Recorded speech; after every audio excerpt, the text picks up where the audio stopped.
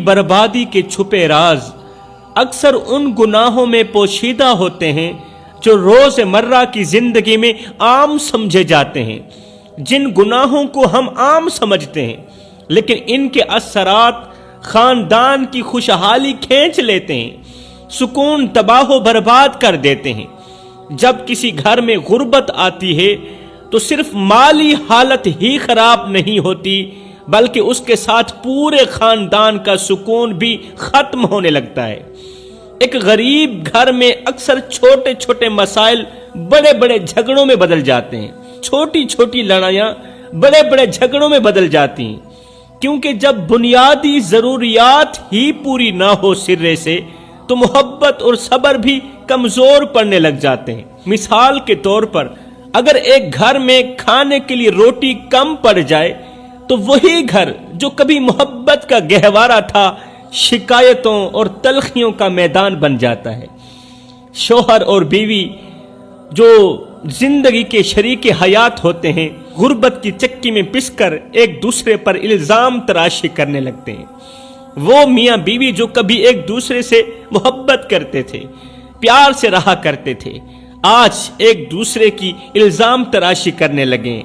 آخر ایک دوسرے کی الزام تراشی کرنے پر انہیں کس نے مجبور کیا؟ غربت نے مجبور کیا۔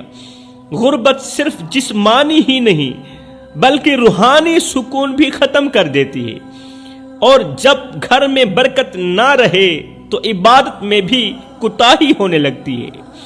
جب گھر میں رزق نہ آئے، جب گھر کا ہر ایک فرد روٹی کے لیے پریشان ہو، چار پیسے کے لیے پریشان ہو، تو پھر عبادت میں بھی کوتاہی ہونے لگتی ہے۔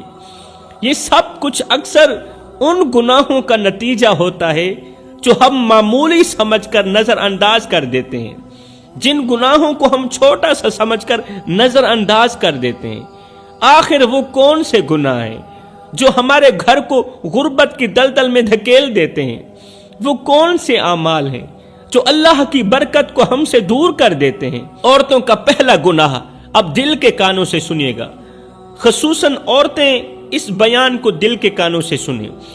عورتوں کا پہلا گناہ غیبت کرنا، بڑے افسوس کے ساتھ کہنا پڑ رہا ہے، بڑے ارمان کے ساتھ کہنا پڑ رہا ہے، اور ساتھ میں مجھے ہنسی بھی آتی ہے۔ جہاں دو عورتیں ملتی ہیں وہاں غیبت کا تھال ضرور سجتا ہے۔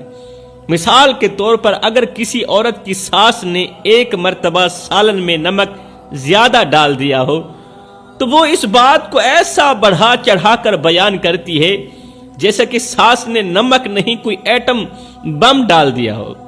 ہمارے معاشرے میں یہ حالت ہو گئی ہے کہ اگر کسی عورت کو گھر سے باہر جانے کا موقع نہ ملے تو وہ کال پر اپنے دوست سے کہتی ہے، کال کے ذریعے اپنے دوست سے کہتی ہے، یار تمہیں پتہ ہے فلاں کے گھر کیا ہوا۔ غیبت سے باز نہیں آنا، کال کے ذریعے ہی ہم نے غیبت کرنی ہے، تمہیں پتہ ہے فلاں کے گھر کیا ہوا، اور پھر باتوں کا نہ ختم ہونے والا سلسلہ شروع ہو جاتا ہے۔ مزے کی بات یہ ہے کہ غیبت کرنے والی اکثر عورتیں خود کو بڑی نیک ظاہر کرتی ہیں، بڑی نیک سمجھتی ہیں۔ پہلے تو اللہ رسول کی باتیں شروع کریں گی، بنیاد رکھی جائے گی، پہلے اللہ رسول کی باتیں شروع ہوں گی، اور پھر اچانک بول پڑیں گی، ویسے تمہیں پتہ ہے فلاں کی بیٹی کو آج کل بڑا نخرہ آ رہا ہے، بڑا فخر کر رہی ہے آج کل۔ کچھ خواتین تو ایسی ہوتی ہیں جنہیں غیبت نہ کرنے دیا جائے